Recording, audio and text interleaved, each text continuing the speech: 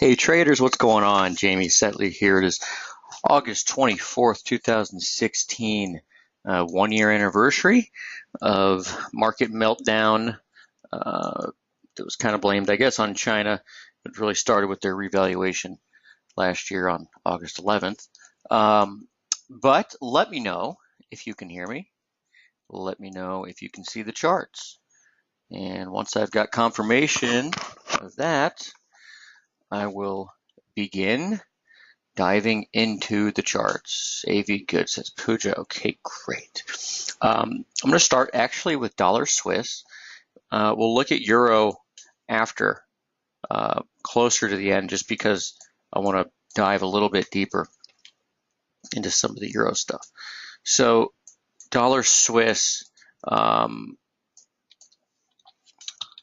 this is the US dollar index. Dollar Swiss, as you know, okay, so we came into this really, really significant major trend line.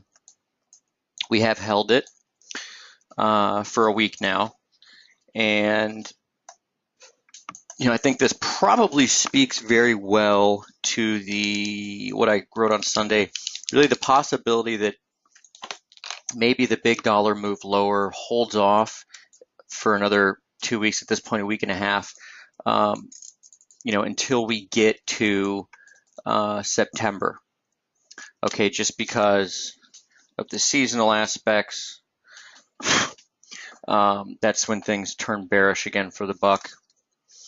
But as far as upside potential, I'm pretty well known as far as dollar bear camp is concerned at this point. And I'll be looking for resistance up here. Okay, I mean, the month open 96.88. Okay, you do have a trend line pretty close to this level. It's a little higher. Okay, it's 97. We're 96.60. We got up to 96.80 today, actually, but it's closer to 97 tomorrow. Of course, you do have Jackson Hole, Yellen speaking on Friday. Everyone's kind of thinking that the market's waiting for that.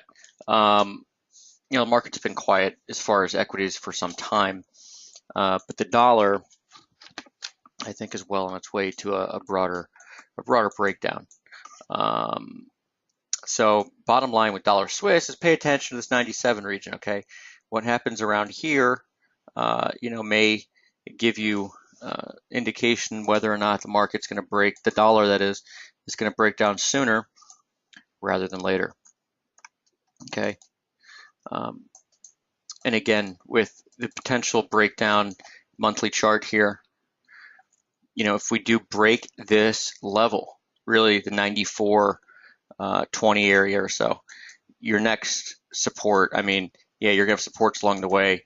You've got one at 95 and change, two equal legs down from here, then 90 and change, and then eventually the median line down near 84 cents. So it could have a significant breakdown on the horizon here in the dollar Swiss in particular.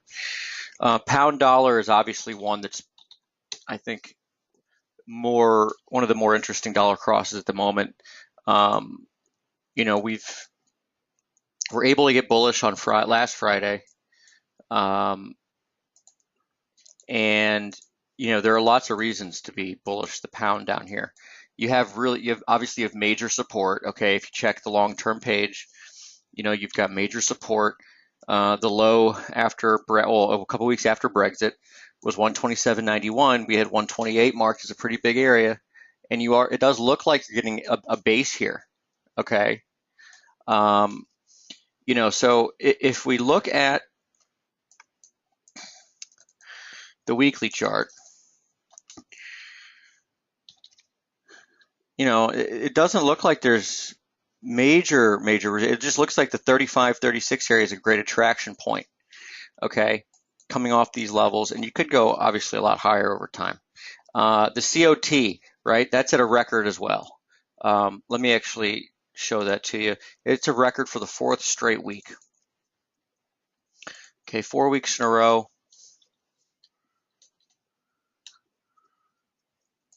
Okay, so commitment of traders, right? Red speculators, blue commercials. Okay, speculators, red. Those are your trend followers. Okay, those are typically hedge funds, kind of thought of as the hedge fund world. And blues are commercials. Okay, so they might be banks or multinationals.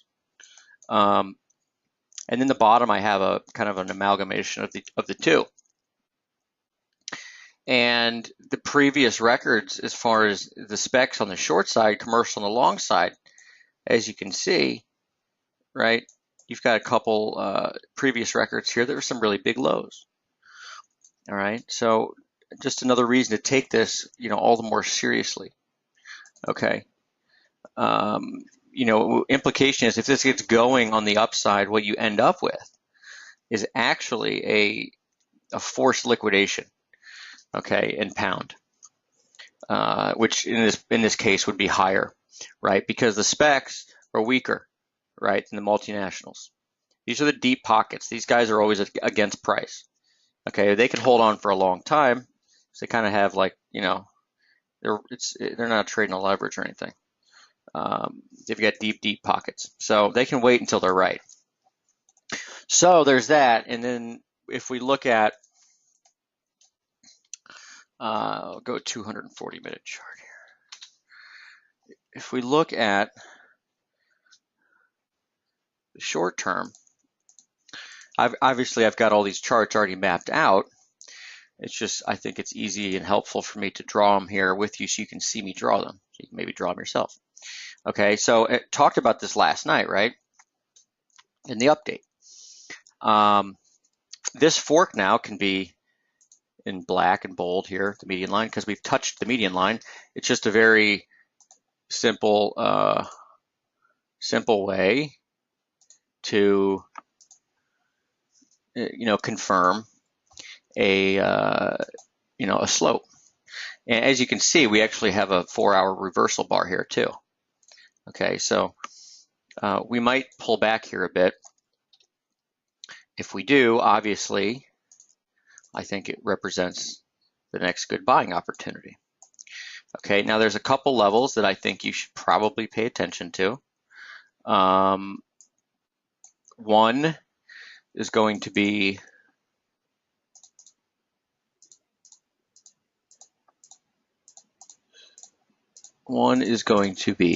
excuse me. This was support last night. Okay, so this area right here, you see this bar, this was the 4 a.m., 8:18. I guess that was Thursday, yes. Thursday, 8:18. High volume level. You can actually see that was support last night, right? And again, I get these from the futures volume. You can get FXCM volume though. It's just easier for me. I have it all programmed right here. It's easy. So there's the volume level. And it actually was also, this was, what was this, 8.4? That was BOE. So BOE was essentially the same area, right? So we should actually, I'd mark that down too. Okay, BOE, which on spot would be 31.48. Okay. So what you have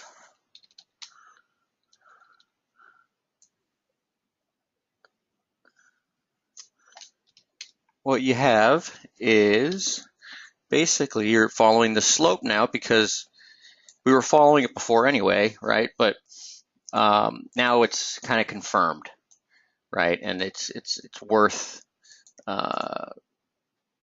it's worth really keeping on here now. And so you've got a couple trend lines that come up through here, or I should say a slope line, okay, off these peaks, form a resistance. It's resistance a number of times actually last week before you went through.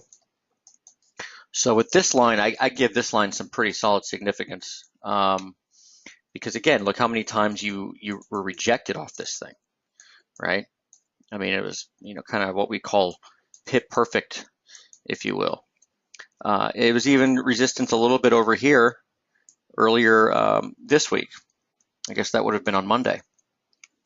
So, you broke through it, big move. Once we broke through it again, okay, solid move higher. You can see, also the manner in which you break through this. For whatever reason, this is this is an uh, important market level. Excuse me. So, what we end up with is a confluence around these high volume levels from BOE, and then last week's report, which was what was this? This might have been inflation Thursday at 8:18 at 4 a.m. or 5 a.m. in New York time. But this is really now the area that I think you're going to want to return to a bullish position in pound dollar, or at least it's where I would want to return to a bullish position in pound dollar. Okay. There's going to be more levels, I think, that you'll want to pay attention to. Potentially, we have Jackson Hole. We got a lot going on coming up on Friday. So,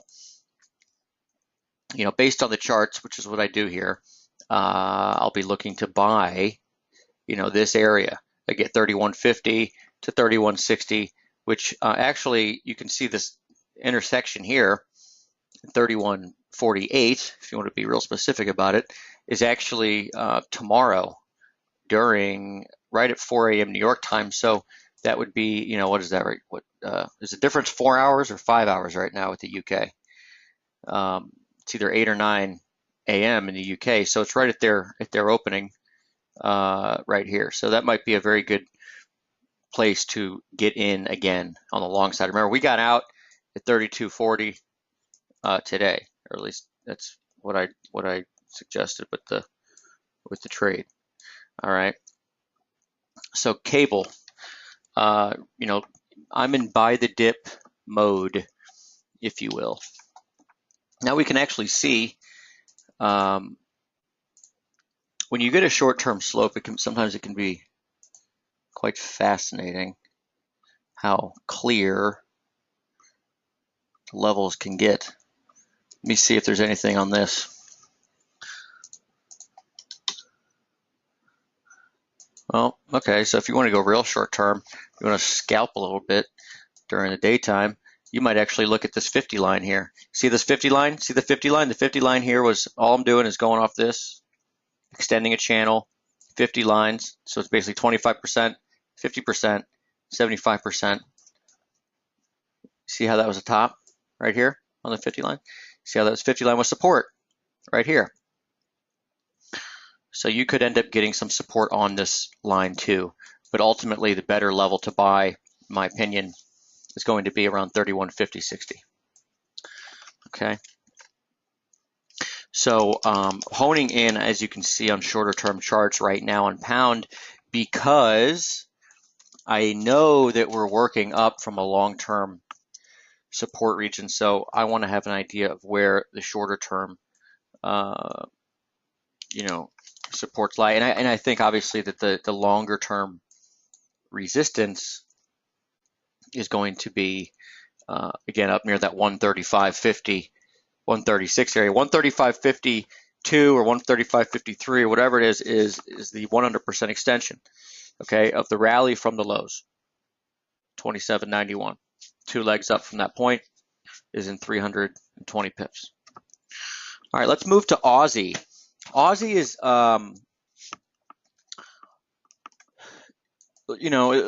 pulled back some, right? And actually had a short order yesterday, which was missed by about 4 pips or so. Right up here, we're looking at 76.60, right? So here's that short-term chart. Really still following this, all right? The market's still following this. You don't like, from a trading perspective, when you make a higher low. So like the low is above a slope, it's above the median line. So this is one that you don't necessarily want to sell. Like the one you want to sell is this one up here, which is the one we had an order for, right? Because you came from down below.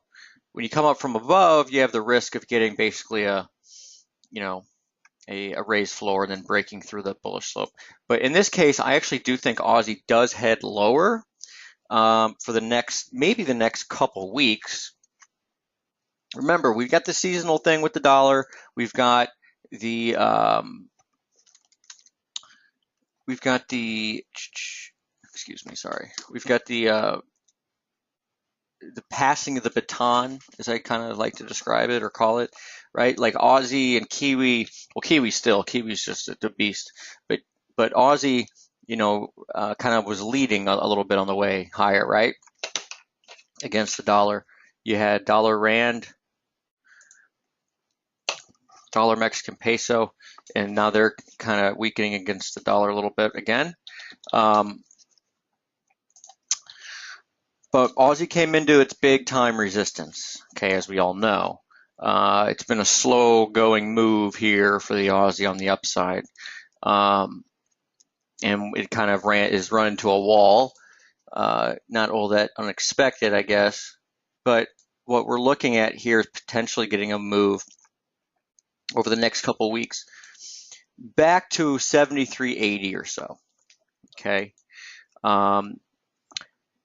Remember, there is an analog here. Analog, you can call it a comparative comparison, call it whatever you want.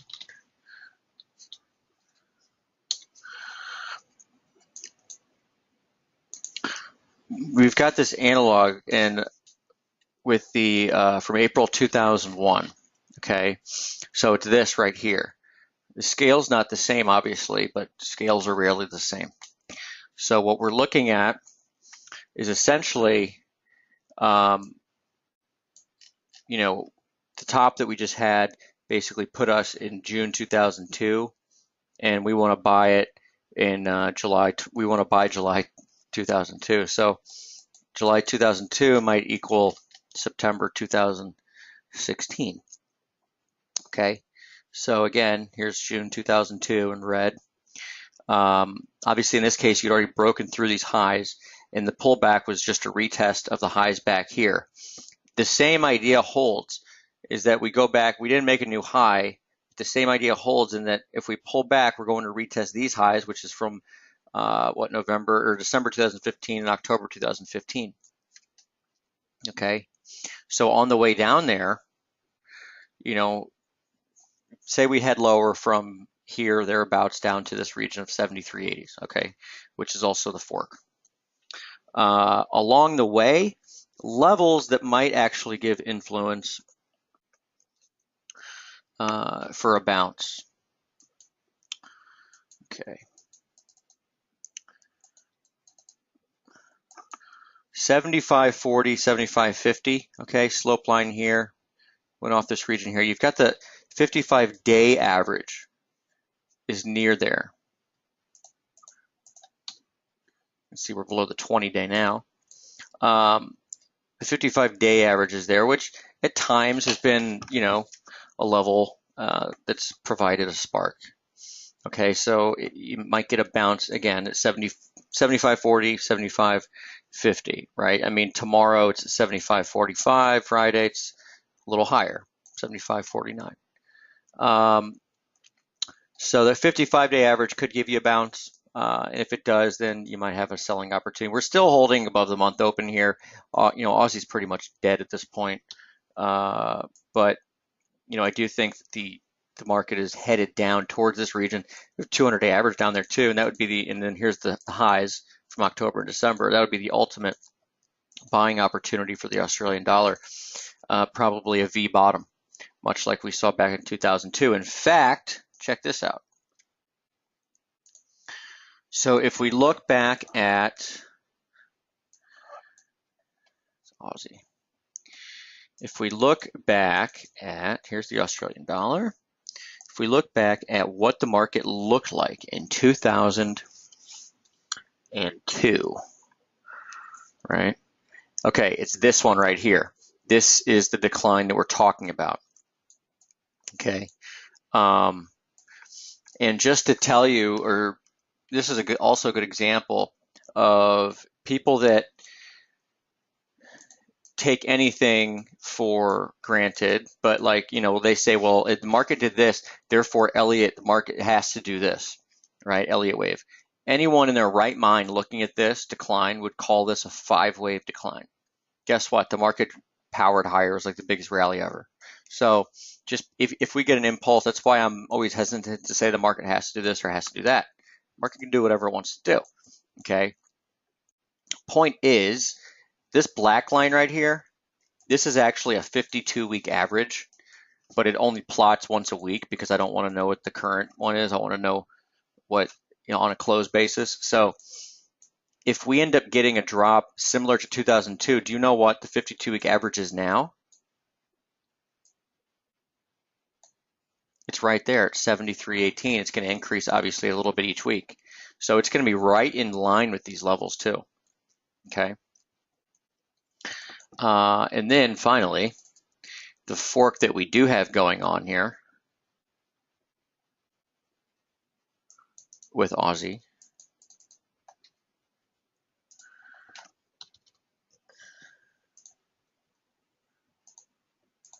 might end up taking you all the way down. It's a pretty tight fork, but you never know.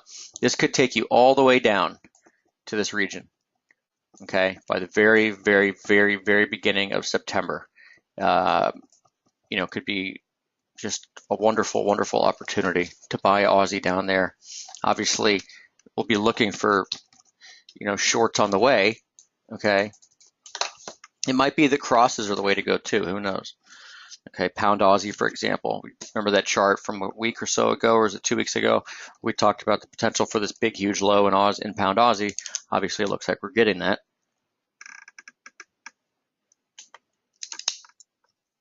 Okay, Kiwi. Kiwi's interesting. It's like holding a balloon underwater, right? We talked about this last night with the analog from just over here. So what I noticed is when you look back at the advance, here we're obviously coming up on a year anniversary. Well, this is the year anniversary of the low on the bar, right? This was the low. On a weekly closing basis, the low was the next week. Okay, so that gives you again a window here as far as 1 year from the low and 1 year from the closing low. All right. Well, from July 2013 to July 2014, that was 1 year, and you can't help but notice they're somewhat similar, right?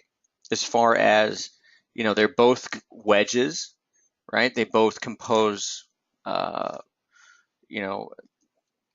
rallies, but kind of like not the greatest momentum, right? And they have overlapping waves. Okay, you can count them as far as 7 waves. Let me just kind of go into that just a bit to show you what I mean. So again, Elliott wave, many people get caught up in kind of counting one, A of whatever, of X, of Y, of Z, of who knows, okay? You don't really need to do all that. Count your waves, just 5 waves, 9 waves, 13 waves. Okay, those are impulses. All right. 3 waves, that's a correction. So 3 wave, 7 waves, 11 waves, 15 waves. Those are corrections. So you can see you've got very similar, kind of moves going on here, and from July 2013. So 1, 2, 3, 4, 5, 6, 7. Obviously 7 waves. Okay, here 1, 2, 3, 4, 5, 6, 7. Right? In this case, you can see even if you go from here, from April 10th, 2014, you had a dip and a new high. Same thing here. The dip was Brexit, but you got a Brexit and a new high. You got another dip, the bigger dip, which broke below the prior 2 lows, and that's 0.6. Broke below the prior 2 lows, 0.6. Got a new high. Okay. The new high did not go that far past the final high, and it kind of fooled around up there for a while, right? You kind of went to a new high here on the 26th of June, pulled back a little bit, went to another new high, okay? Same thing here. In fact, this one I'd argue is a little more foolish. The high here, you've continued to probe it, right? Scott Berg writes wave 2 and 4 question mark. Sure, what's your question, Scott? Let me see if I can answer it for you.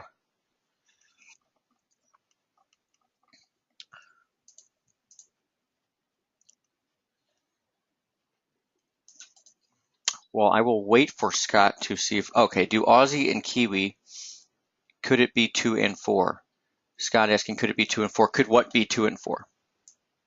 I'm not sure I follow the question.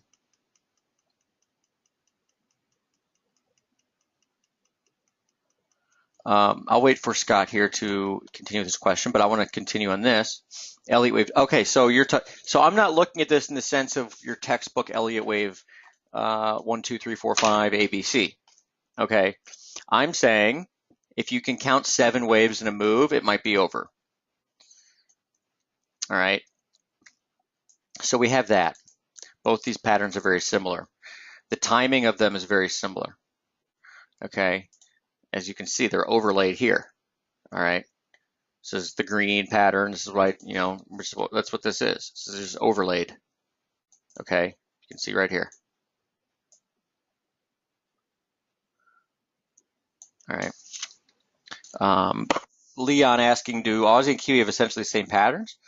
No, they are completely different. That's why Aussie Kiwi itself is trading all over the place. So there's no reason to think that's like saying euro and pound are the same, right? They're obviously not the same. They're completely different. At times they'll move similar to each other, but yeah. Scott's saying I'm looking for start of wave 5 soon. Yeah, so I think we are on different pages here. I'm not looking at this as an impulse wave, okay? I'm saying that you've got 1, 2, 3, 4, 5, 6, 7 waves. In Elliott, this is, if I were to do a textbook Elliott, I would say this is A, B, C, X, A, B, C. Okay, that's how I would do that. Now, sometimes you get waves ABC equal ABC. In this case, did that happen back here? I don't know. Let's see. You would have fallen shy. The 2 equal legs would have been 89.22. And in this case, if we go from the low on August 24th of last year, the equal waves is 75.22. Okay. So we don't have, we don't have equality up here. I don't know if we'll get equality now or not. Okay, now there's multiple interpretations. This could be a running wedge too, right? People say people get so hung up on being right that they don't change their mind. So like if, we are basically at the end of the rope here for this thing. If it's going to roll over, it kind of has to do so, okay, over the next week or two. And it can't really, in my opinion, I don't think it can really go up through this boundary. Because what happens in a running wedge is if you get a move through here, it's a breakout through a running wedge. One of the best examples, and that's really bullish, one of the best examples of a running wedge in recent memory is actually, what the hell? Is actually dollar Mexican peso. Okay. And that happened, if you think about it, I guess 2014.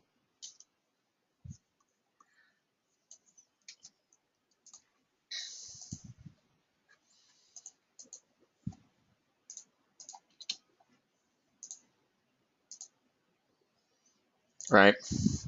So this would have been the running wedge on the peso, right? And it actually, instead of rolling over, it broke higher.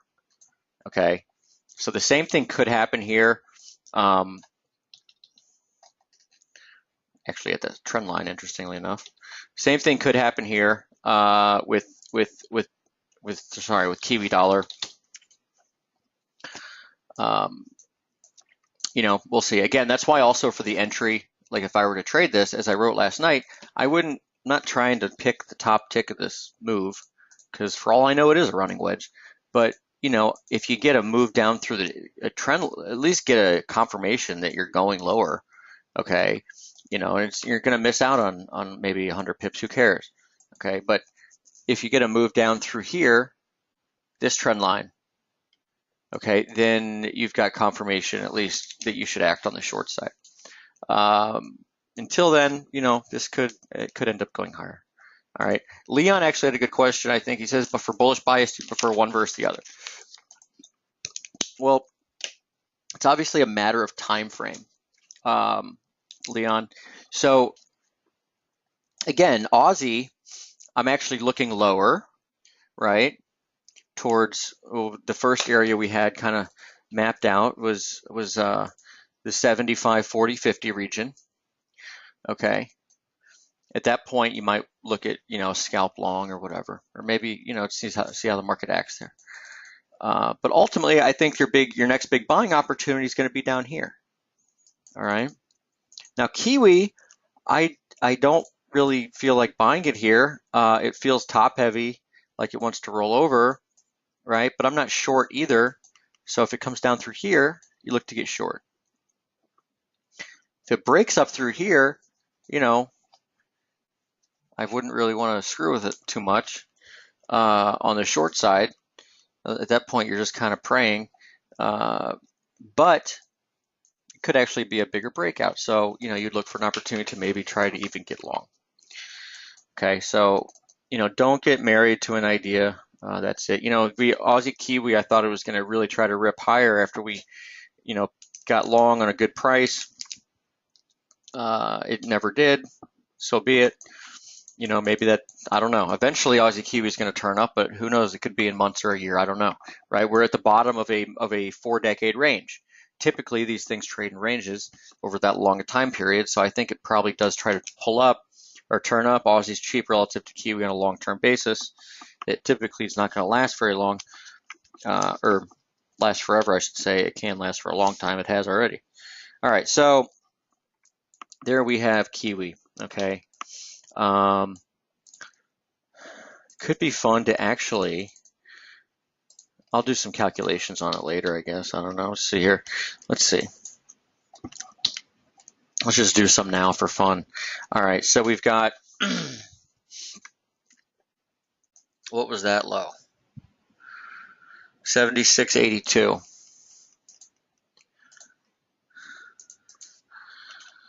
Okay. What was that high? 85.43.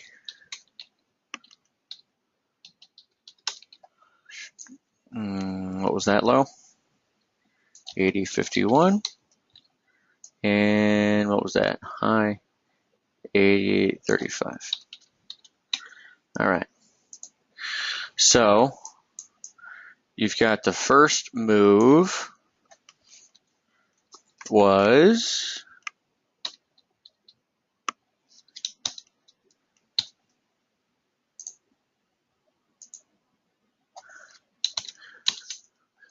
the first move was 11%. And let's see what the second move was. I'm going to see if these line up.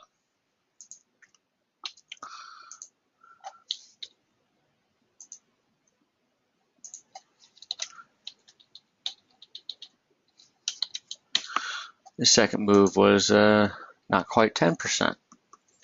All right. Let's see what the entire move was.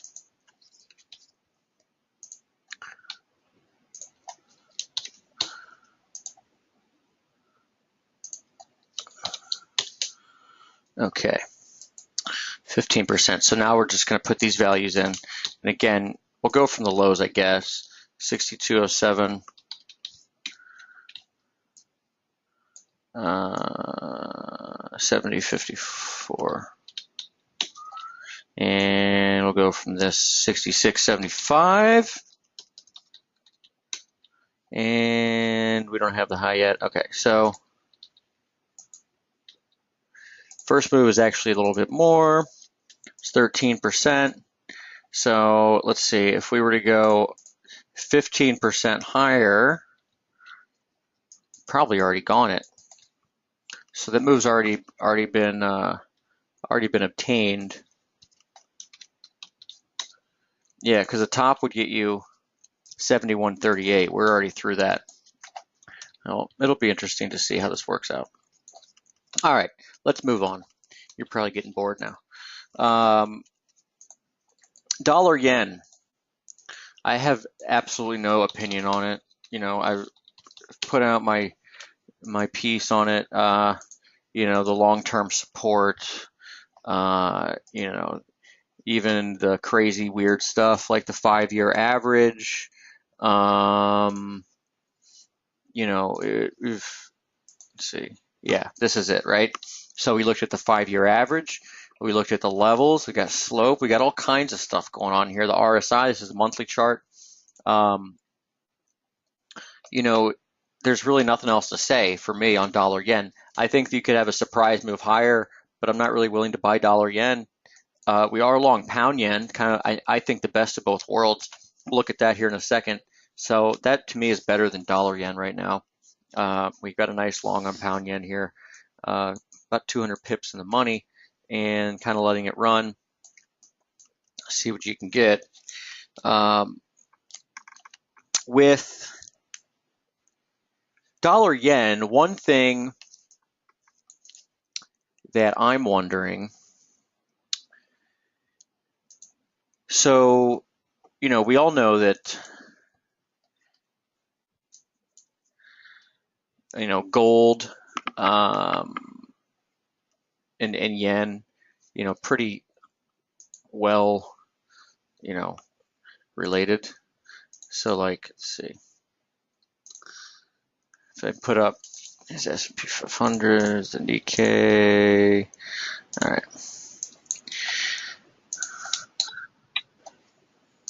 So this is, we'll make it yen futures in black and gold futures in gold. So over time, they do tend to move together. There'll be periods where they obviously go in and out of favor. So like just knowing this can be helpful for divergence. One, so if you have, you know, one market making new highs and the other one not, then kind of like fishy, like something's up. The other reason is like now, when there might not be divergence, but actually there has been divergence on a weekly closing basis, right? You didn't get a new high in gold on a closing basis, okay? But you did in yen, and barely, right? So you got to flip this black line over to get dollar yen. Anyway, it can be helpful in times like this because like when you just kind of don't know, like is dollar yen, you know, is it really going to break down or is it going to turn around and rip higher, right?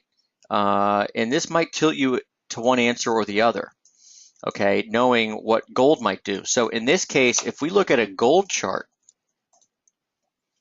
okay, if I look at a gold chart and I say, well, gold continues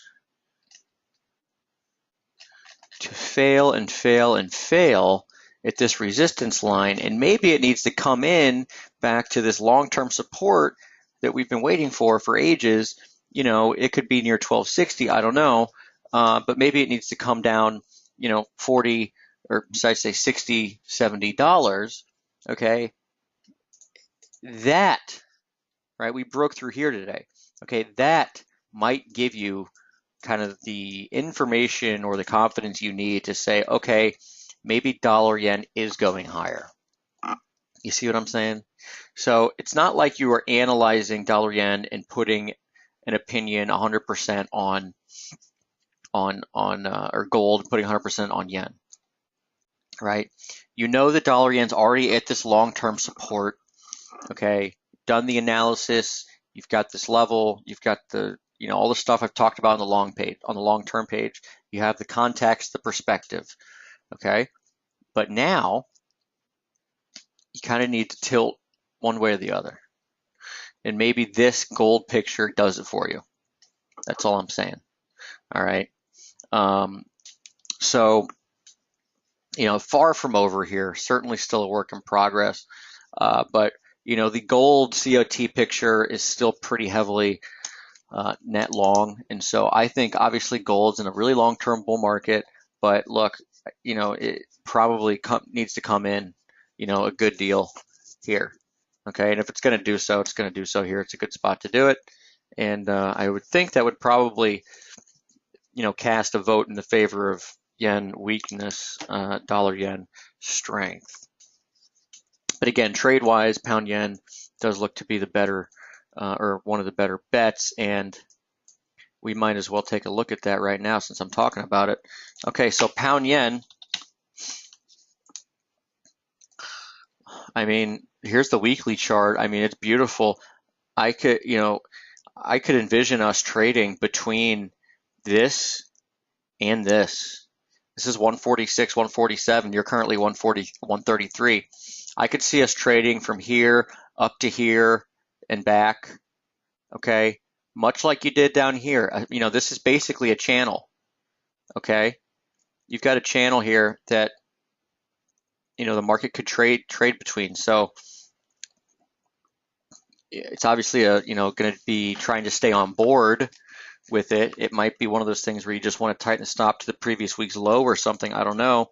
But you got to like a few things about this. One, look at the gap. That gap is still open. Okay, so you could have a kind of a reversal gap here. And then if we go to the short-term picture, this is from last night. Go to the hourly. Coming in really on the first, I think, important test of this rally is 33.50. Okay, you could make it 33.30, 33.50. These lows down here are 33. What's that? 33.30, which I think you topped there today. Actually, you did.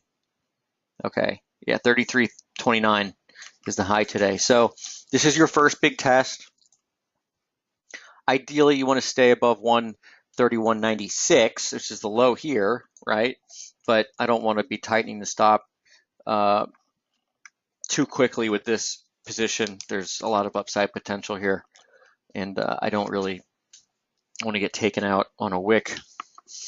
But yeah, you're going to want to watch these slopes. Okay, so this is a good example of the original slope, as is dollar CAD that I'll get to next. But so original slope is just the first trend line off the highs. And I've said this a lot before, but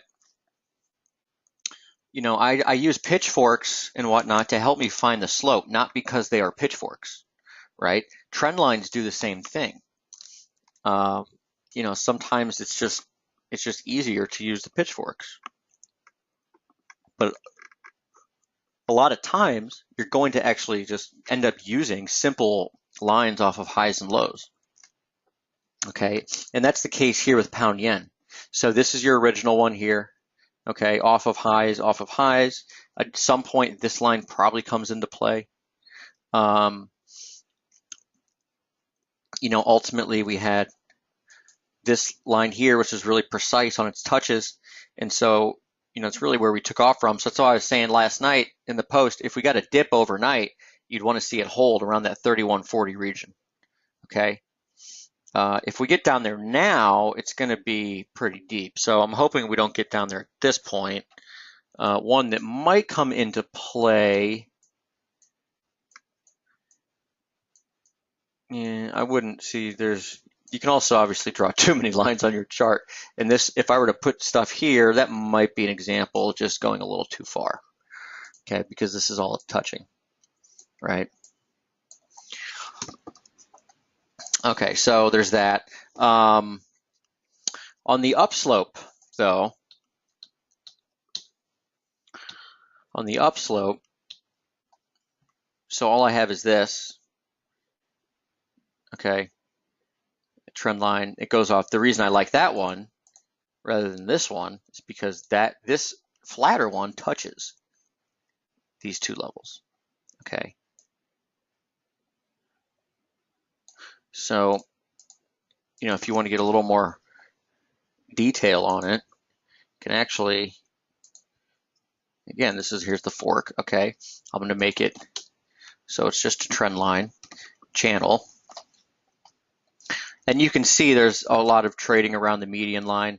Doesn't really do a whole lot for you as far as a trade's concerned. But you know what does is this one right here. So with that, you can just make a parallel. And there you go. Look at that. It cuts right through the gap. Okay. So this parallel here, all these little supports, didn't quite get it last night, turned up a couple pips before there. But you can see this one might end up being a pretty good support around 32.20, former high. Okay. Former high and former low. Looky there. All right. So, doing this analysis is I'm saying there's 32.20. It's a big, it's a nice level to look for support. I'm not saying the market's going to get there, right? Because it's like you're trading 33 right now. Why don't you just go short because one, I'm bullish on an uptrend and it's a longer term bullish idea and I like it higher, blah, blah, blah. And there's really no reason to abandon it at this point. I'm saying if the market were to dip here, you want to have an idea of how the market's going to act at levels or how it should act. So if you're in a good uptrend, I'm saying that we should probably find support around here. Okay, that's all. I'm not saying the market's going to go here, then it's going to go there, whatever, right? Highlighting levels and areas that if the market gets to, if you're really bullish still, if you are bullish, if this market's bullish, that's where you should hold, okay?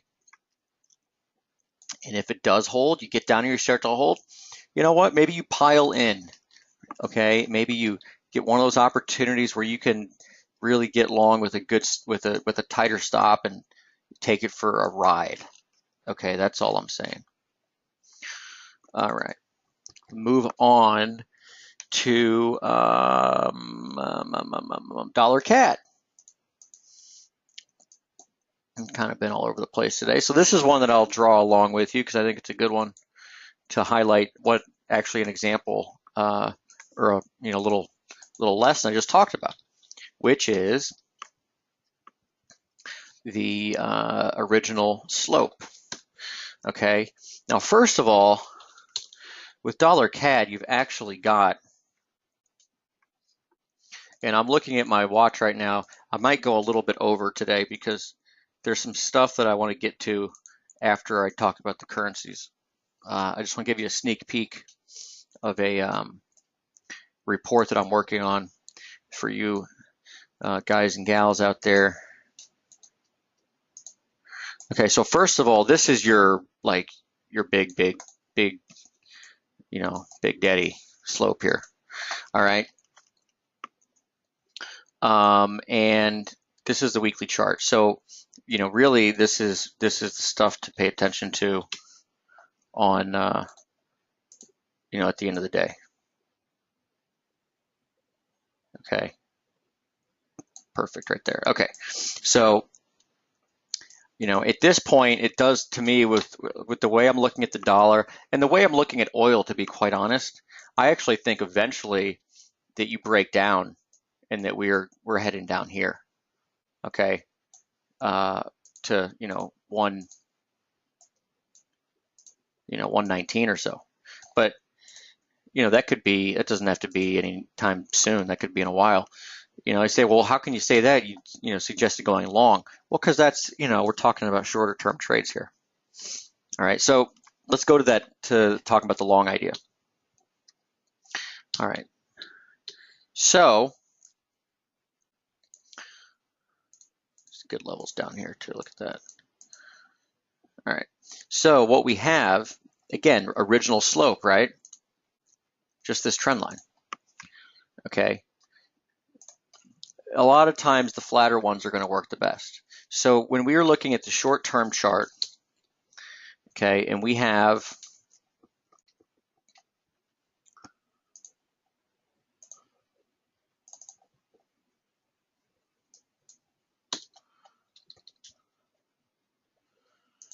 right, all these touches on this line. You can see it even better on the 60-minute. Okay, all these touches. Pretty good ones too, right? Not a whole lot of like spending a lot of time around there. Pretty good support resistance as far as getting quick reactions. Okay, so we got one last night, or sorry, yesterday. This was, I didn't find out till later, but I guess the market, I guess there was a big crude oil spike on Iran or something. So we got the reversal overnight. Okay, essentially unchanged. What you're looking for at this point, 129, that was support last night. You can see that's the close that hour. Might get support there again. I actually would still be willing to, you got the weekly open at 28.90. I still like that idea. You can get as short term as you want with this stuff, but if you were to draw this, which is not completely out of, it's not completely crazy at this point because, look, it is holding. Okay, it held here. Actually holding on this right now. But put a parallel here. You could get support on this right here. So whatever. What I want to get across here is this slope with all these touches on it, okay, probably is going to end up being where you get, you're probably going to end up getting a sell point on that angle just because we've already seen the importance of it. And my, inclination is to kind of think that it happens at a confluence somewhere. It's usually the best entries are. So if we look at it from that angle, you've got the former support line and you've got former support line and this intersection, up here towards the end of the month, okay?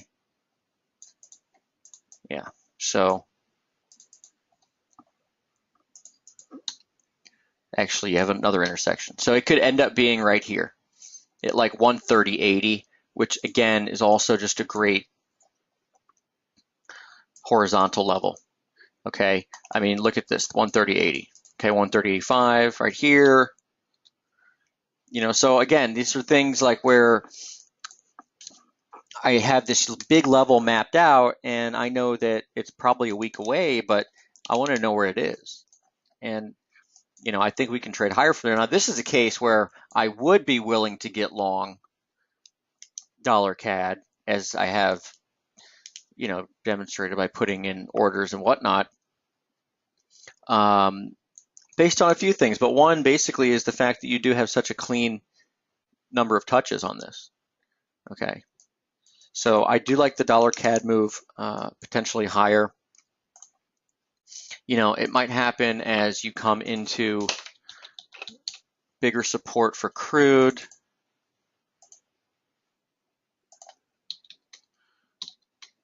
Okay, right, here's the crude oil chart. Remember, I had this labeled as 4. We've obviously broken it, so you're probably going like 3, 4. You're probably going a little lower, probably somewhere on this trend line. Okay, but it's still lower. Okay, it's 45, 50. So that's a good chunk of change on the downside, which could help obviously dollar CAD get a bit of a bid. But I like the dollar CAD move, but to eventually sell it. But euro, okay, let's get to euro because I didn't really look at that yet. So as you know, we've got the analog from the early 2000s, okay, and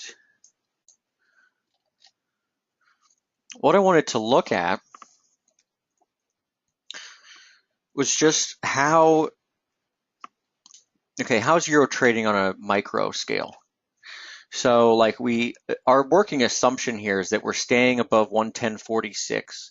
The final dip, we've already got the final dip in the analog. Okay, and that we're staying above 110.46 on our way to probably the mid 120s, probably by November. So if we look at it that way,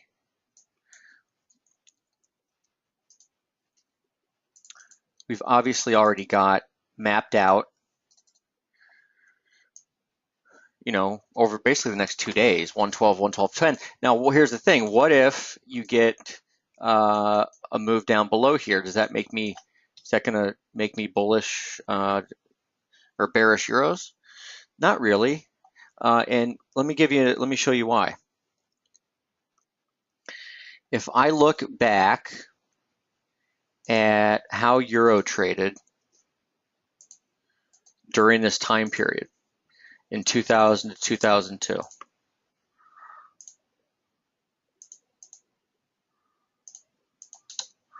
right. So this is current. We're going to go back and look at 2000 and 2002. First of all, the market's actually acting better now than it did back then.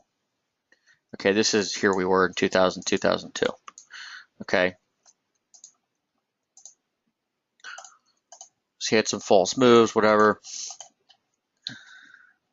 I'm saying that this was 110.46. So this is equal to basically the low from earlier this month. Okay, and that we could be in something like right here now. Now there were a few things. Notice how the 20-day average was support back here, but then you broke below it. It's probably better just to look at a trend line off the lows. Okay, get a 1, 2, 1, 2, as long as it held. Channel actually ended up becoming support once it was touched on the breakout, pullback, support. So can we draw something similar now? Remember back then, there actually was no, this would be what you would draw.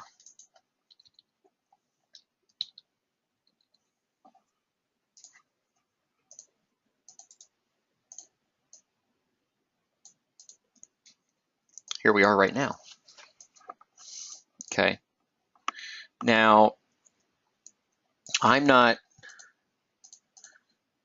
comfortable just buying euro right here. Again, I want that 112.10. Remember, this is the trend line break, right? And we've got the much better confluence of supports right here, closer to 112. 20-day average will be there as well. I've already started to hold the 20-day average.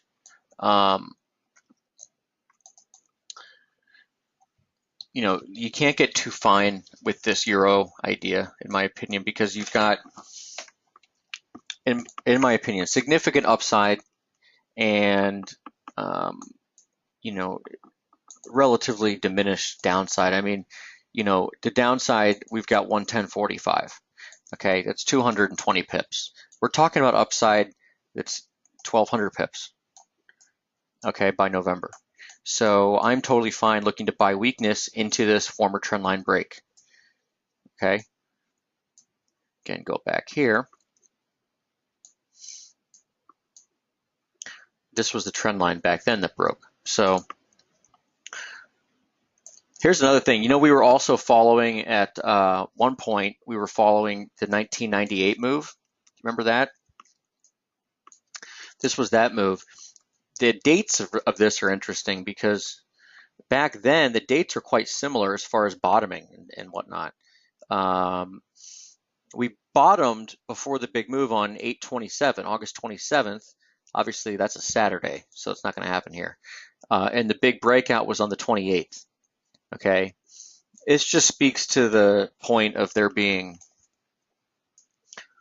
seasonal aspects to pay attention to, right, as you get into September. So, watch the 20-day average. I know what I wanted to show you. Watch RSI too on the short term. So here's short-term chart. Okay, so you can say that Euro's been an uptrend. Scott Berg, yeah, last year's high was 1 year ago today. A lot of things were 1 year ago today. That last year was the China crash, and you had the Kiwi low, you had Euro high, you had as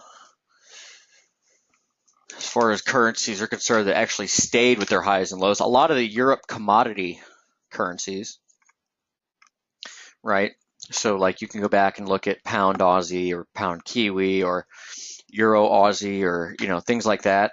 I think you'll find that a lot of those ended up making big turns, big highs on those on August 24th.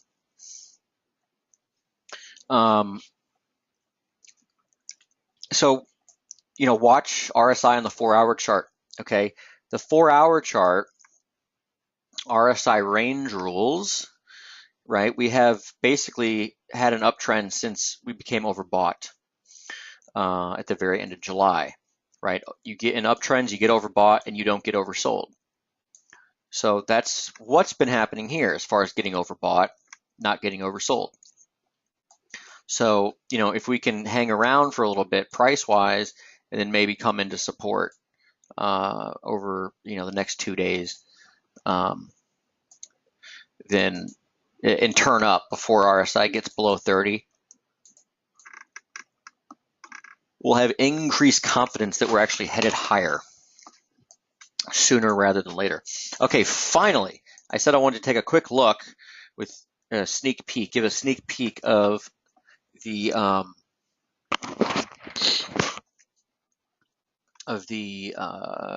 report that I'm working on. Okay, the U.S. stock market. So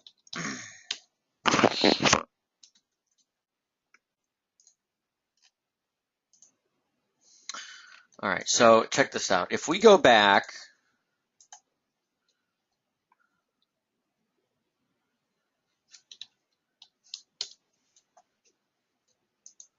so since I'm kind of a nerd, I spent a lot of the weekend looking at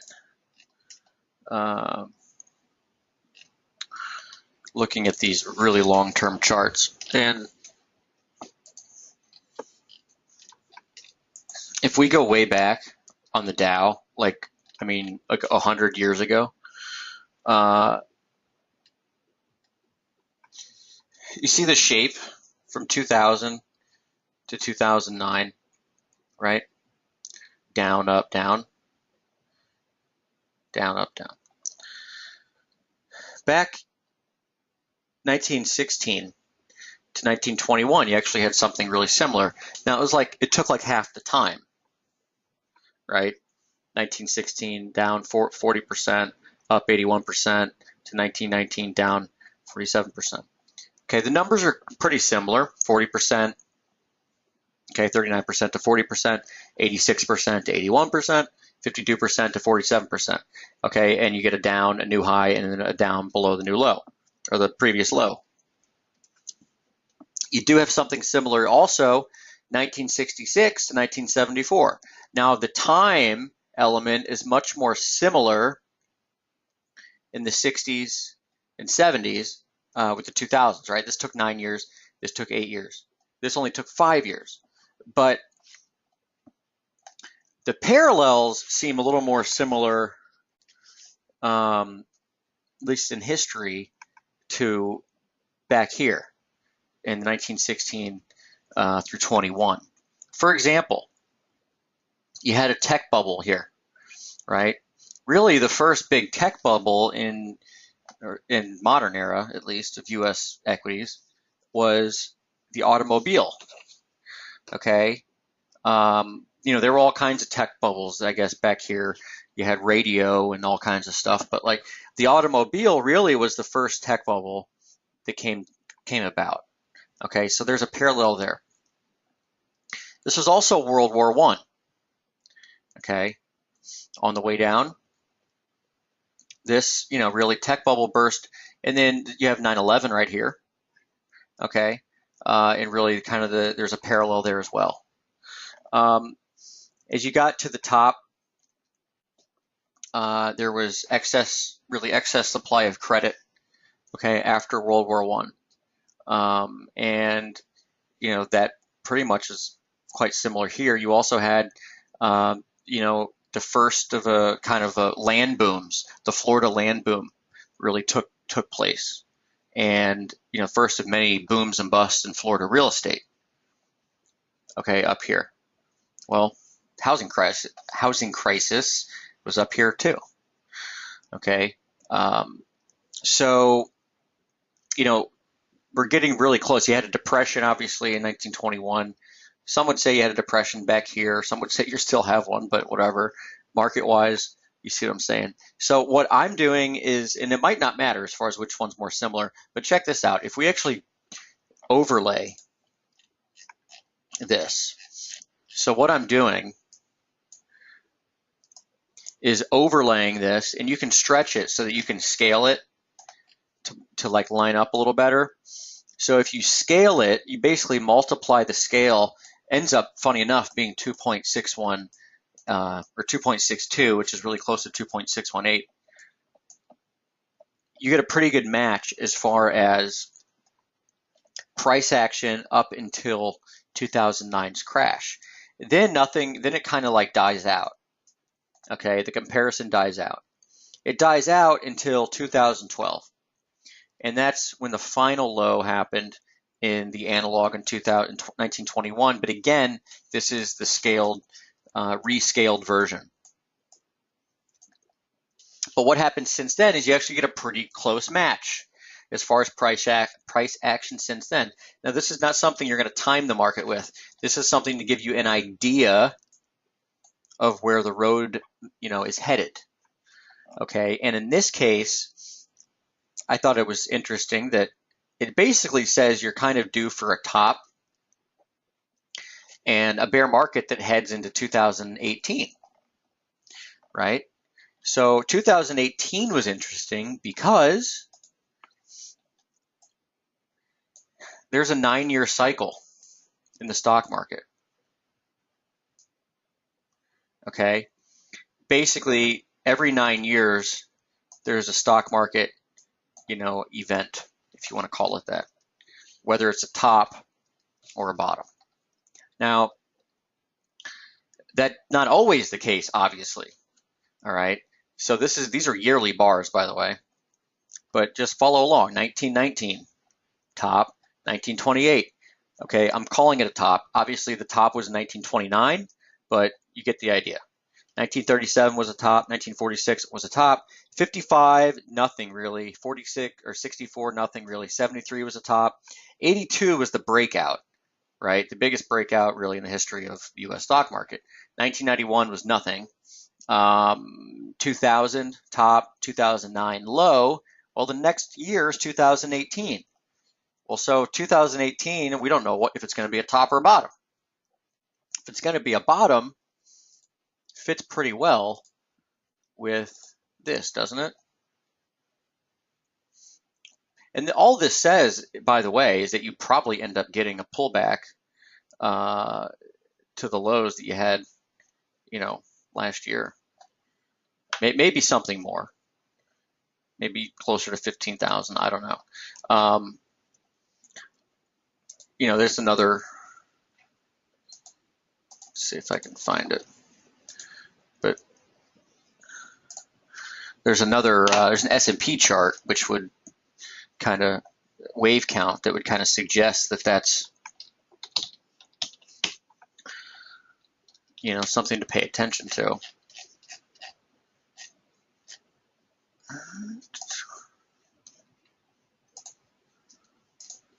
There's so many charts, I forget where they are sometimes.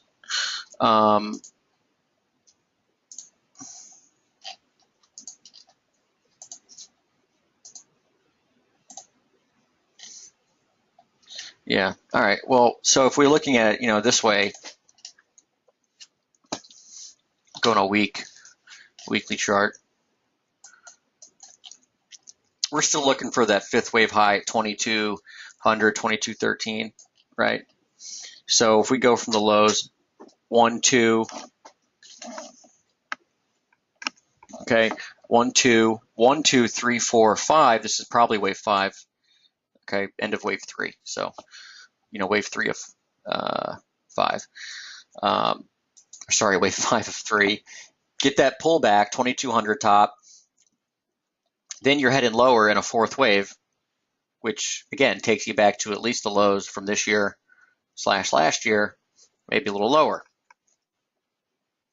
Okay, it all fits together really nicely. And then here's our short-term chart. This is the daily chart, S&P chart. Basically, you're looking for support pretty close to here. Okay, you can see it continues to follow this. So, 2175 or so. Final thrust higher. Again, 2213 is where you have a 1618 relationship with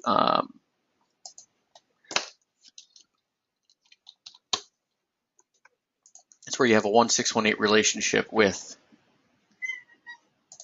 Oops, this is actually this should not be in semi-log scale.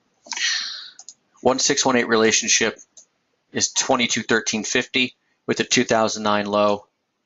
Okay, so there's a fib relationship. I guess what I'm getting at is all of this information that I'm talking about suggests not only is there a possibility of a top at 2200, 2213 or so, probably closer to 2213, but then the market's going to fall into 2018, but it's not going to be catastrophic, although it will feel catastrophic to most people. And then the next great buying opportunity is going to be in 2018. Okay, so I'm working on that report, and I will get it out fairly soon.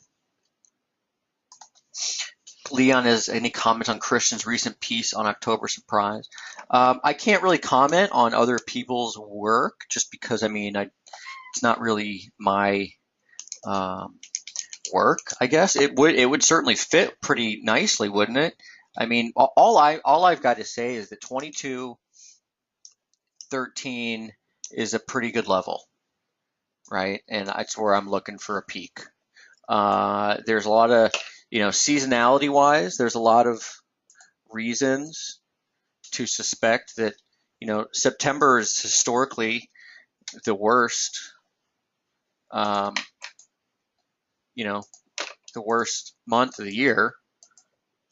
Okay, for stocks, right? So you can see the two seasonal topping points for last week,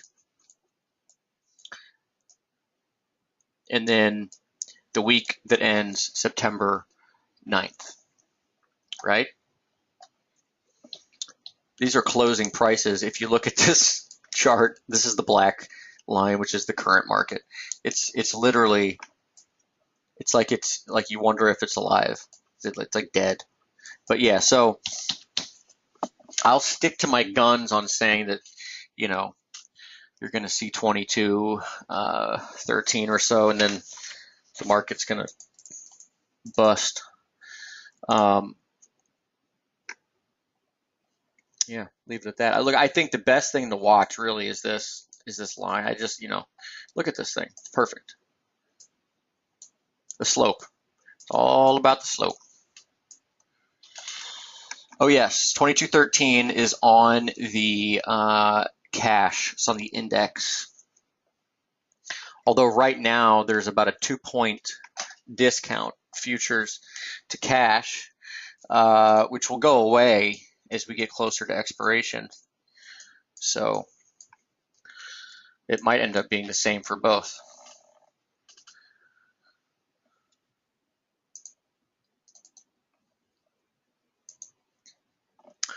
Okie dokie. All right, so I'm going to wrap it up there, get this archive posted and everything. Leon, any fine-tuned timing date? I really can't say, man. I don't know. All I'm saying is that I think 2213 has been saying it for a long time. I still think the 2213 is is big time, right? Christian's more of the time guy with the date stuff, right? He does all this wild analysis with dates and everything, and sometimes it works out just unbelievably well. But there are some interesting dates that are coming up. For example, I'll keep going for a second here because I'm kind of having a good time. For example, all right, so check this out.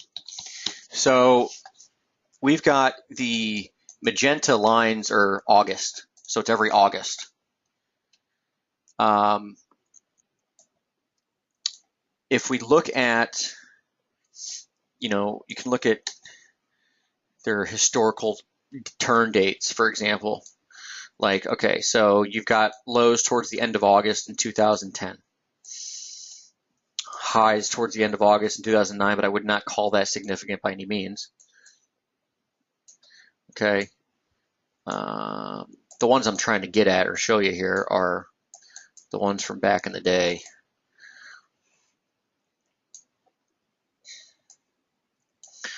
So, like, okay, that would actually be that's August 24th, 1999. There's that date again. August 28th, 2000. There was something of a crash here on August of 1998. That was the Russian default. So August 31st, 2008.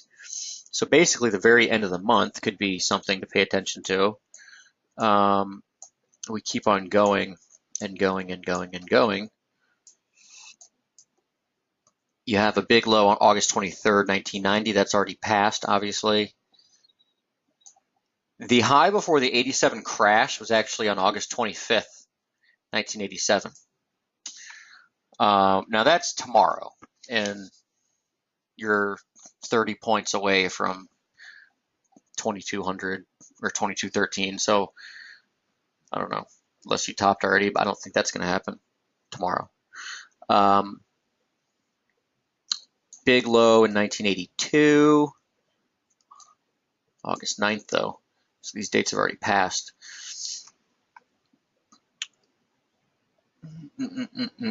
What's this? This is 1966, August 30th. Basically, pay attention to the end of the month. And more or less, just whenever you get, if you get to 2213, just might be it. The final one I'll show is 1937. So 1929, okay, the market top was on September 3rd before the crash, which was over here. All right, so there is historical tendency, and it's, that's borne out in the seasonal, the seasonal studies for there to be market peaks at the end of August or early September. Okay, so that's what all this tells us. So it's not by any means cherry picking a few events. Okay, there actually is a tendency. What most people don't realize is that October is actually one of the best months for the stock market because you always hear about crashes and stuff in October, right? Well, that just means they crash and the market comes right back. So, when you want to get bearish, you want to get bearish in September. You get bearish for the move lower, and then you can actually, try to play a hero or something, get bullish. But yeah, I'll leave it at that. So, all right, now I'm really going to wrap up the webinar and get this archived, get this out. I will also try to get that report out hopefully tonight on the S&P. You pretty much know it. It's just nice to have the charts and stuff and the text for you. And yeah, that's all. So again, Jackson Hole and Yellen speech Friday. Not sure if we're going to get a whole lot of action before then, but whatever. The charts are pretty clean right now. Pound, euro, CAD, looking pretty good. So might have some opportunities despite a quiet market. Okay, all right, so that's it. Jamie Saettele here signing off for midweek strategy webinar. And have a great rest of your week, friends. Take care.